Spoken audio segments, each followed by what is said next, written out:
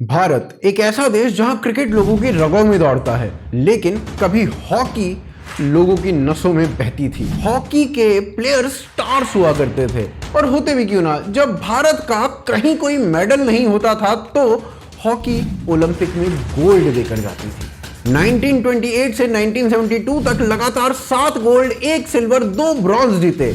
और जब ब्रॉन्ज जीतते थे तो देश में डिसअपॉइंटमेंट की लहर दौड़ पड़ती थी। 1968 में पहली बार भारत ब्रॉन्ज मेडल लेकर आई और भारत खासा डिसअपॉइंटेड था। आईएचएफ यानी इंडियन हॉकी फेडरेशन का काफी विरोध हुआ, क्योंकि लोगों को लगता था ये हार फेडरेशन की गलत नीति की वजह से हुई है। 1968 ओलंपिक से पहले गुरबख्श सिंह भारत के कप्तान थे, लेकिन लास्ट मौके पर प्रितपाल सिंह को ओलंपिक के लिए कप्तान बना दिया गया। मीडिया में सुर्खियां बनी, 2 कप्तानों की वजह से भारत का मोमेंटम बिगड़ गया और इंटरनल रिफ्ट बढ़ गए। 1972 में टीम संगठित होकर गोल्ड की प्रबल दावेदार बनकर ओलंपिक में गई। बढ़िया प्रदर्शन भी कर रहे थे, लेकिन तभी इजराइल के प्लेयर्स के ऊपर अटैक हो गया। भारतीय खिलाड़ियों के ऊपर इसका खासा प्रभाव पड़ा और वो अपना सेमीफाइनल मैच पाकिस्तान के अगेंस्ट हार गए। और इसी तरह दूसरी बार ब्रॉन्ज के साथ भारतीय खिलाड़ी घर वापस आए। फिर सभी यूरोपीय देशों ने 1976 में एस्ट्रोटर्फ लाने का फैसला किया और कहा कि अब मैच इस पर होगा, ना कि घास पर। हम प्रैक्टिस घास पर करते रहे और खेल रहे थे टर्फ पर। बस यहीं से शुरू होता है भारतीय हॉकी का डाउनफॉल। और फिर जब डाउनफॉल शुरू हुआ तो कई सालों तक लगातार गिरता ही रहा। गिरने की कई वजह और भी रही, और गिरते गिरते भारत विश्व रैंकिंग में 12वें स्थान पर पहुंच गया, जो कि भारत का सबसे घटिया रैंकिंग रहा। ओलंपिक के लिए क्वालिफाई तक नहीं कर पाया। लेकिन फिर एक दिन एक आदमी इसे उठाने का फैसला करता है और आज भारत विश्व रैंकिंग में 3रे स्थान पर है। तो कैसे हुआ ये बदलाव, जानेंगे इस वीडियो में। आप हमारे साथ बने रहिए, देखते रहिए आज की ताज़ा खबर।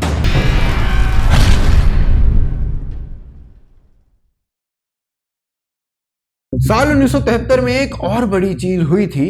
इंडियन हॉकी फेडरेशन, जिसे अंग्रेजों ने बनाया था, उसके साउथ विंग और नॉर्थ विंग में सत्ता को लेकर डिस्प्यूट हो गया, जिसकी वजह से भारतीय हॉकी में कोई बड़ा बदलाव नहीं आ पाया। 1976 के ओलंपिक में भारतीय टीम खेलने गई तो वहां पर एस्ट्रोटर्फ बिछा हुआ था।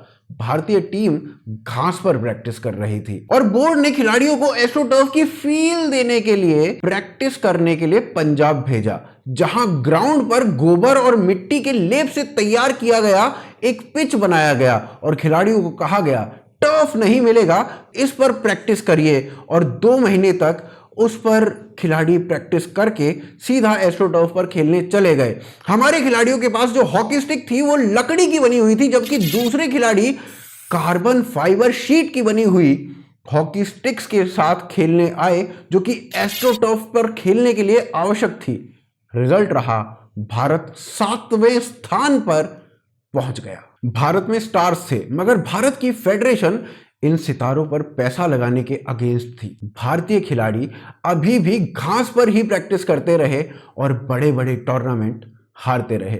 वहीं 1983 में भारत की क्रिकेट टीम ने वर्ल्ड कप जीत लिया, मगर लोग जो प्रतिष्ठा हॉकी में ढूंढ रहे थे वो उन्हें क्रिकेट से मिल गई। अब हॉकी से धीरे धीरे स्टार्स खत्म होने लगे। क्रिकेट में बड़े स्टार जैसे सचिन आ गए थे। लोगों को अपना हीरो मिल चुका था। टीवी पर हॉकी का प्रसारण भी नहीं होता था और इसके पीछे भारत की जो हॉकी फेडरेशन थी वो जिम्मेदार थी। लेकिन तभी 1989 अचानक ये आदमी, जिसका नाम धनराज पिल्ले है, ये आता है और भारत को एक सुपरस्टार दे देता है, जो अपने दम पर एशियन गेम्स, एशिया कप तक जीत लाता है।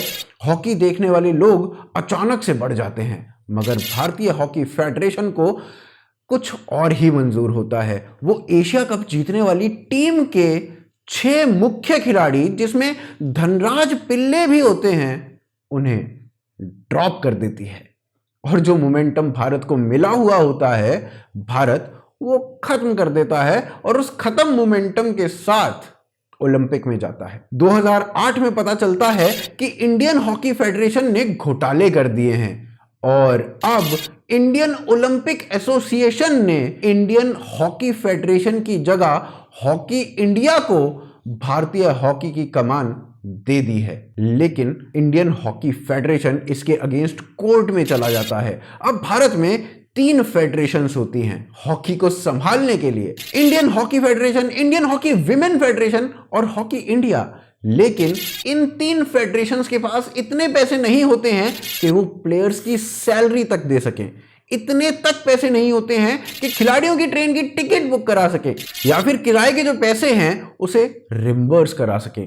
खिलाड़ी जीत के आए तो उन्हें रिवॉर्ड देने के लिए 25,000 रुपए के चेक काटे गए, जिस पर खिलाड़ियों ने प्रदर्शन किया और कहा भाई कुछ तो ज्यादा पैसे दे दो, क्या चैंपियंस के साथ ऐसा बर्ताव करोगे।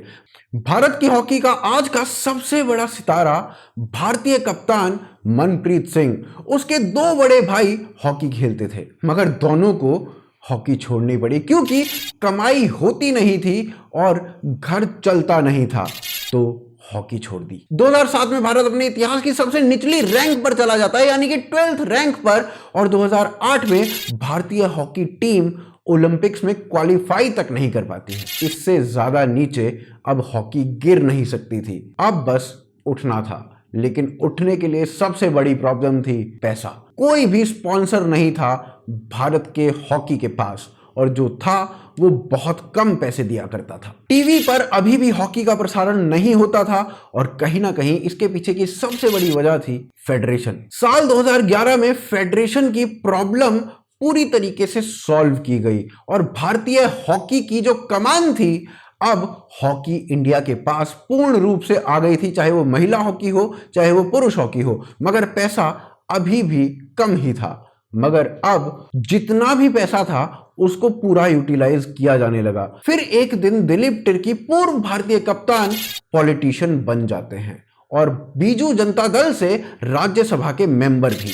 दिलीप तिर्की की पटनायक से बात हुई और तिर्की ने पटनायक को कन्विंस कर लिया कि स्टेट में स्पोर्ट्स और खास तौर पर हॉकी को रिवाइव किया जाए। उड़ीसा के सीएम पटनायक मान जाते हैं। अचानक से बड़े बड़े टूर्नामेंट उड़ीसा के अंदर होने लगते हैं। भर भर कर लोग इन टूर्नामेंट्स को देखने आते हैं। जहां दिल्ली में 1000 लोग भी मैच देखने नहीं आते थे, वहां भुवनेश्वर में 10,000 से ज्यादा लोग मैच देखने आने लगे। फिर उड़ीसा की सरकार ने एक ऐतिहासिक फैसला लिया। उड़ीसा भारतीय हॉकी टीम का मुख्य स्पॉन्सर बन गया। 100 करोड़ रुपए की फंडिंग के साथ उड़ीसा ने एक बड़ी राहत हॉकी को दी। प्लेयर्स जिन्हें सैलरी तक टाइम पर नहीं मिल रही थी, उन्हें रिवॉर्ड मिलने लगे। अब भारत स्ट्रेंथ से लेकर डाइट तक सब पर फोकस कर रहा था और फिर अचानक रिजल्ट दिखने लगते हैं। साल 2018 में भारत चैंपियंस ट्रॉफी में सिल्वर मेडल जीत लेता है। वो चैंपियंस ट्रॉफी जिसमें दुनिया की 6 बेस्ट टीम्स आती हैं, वहां भारत केवल 1 मैच हारता है ऑस्ट्रेलिया से, वो भी 2-3 के स्कोर से। पिछले 10 मैचों का रिजल्ट वो भी बड़ी टीम्स के साथ कुछ इस प्रकार का रहा। अब फॉर्मर प्लेयर्स को लगने लगा है कि भारत मेडल जीत सकता है ओलंपिक के अंदर। आज भारत की रैंकिंग 3 है और 12 रैंक से वर्ल्ड नंबर 3 होना एक बड़ी उपलब्धि।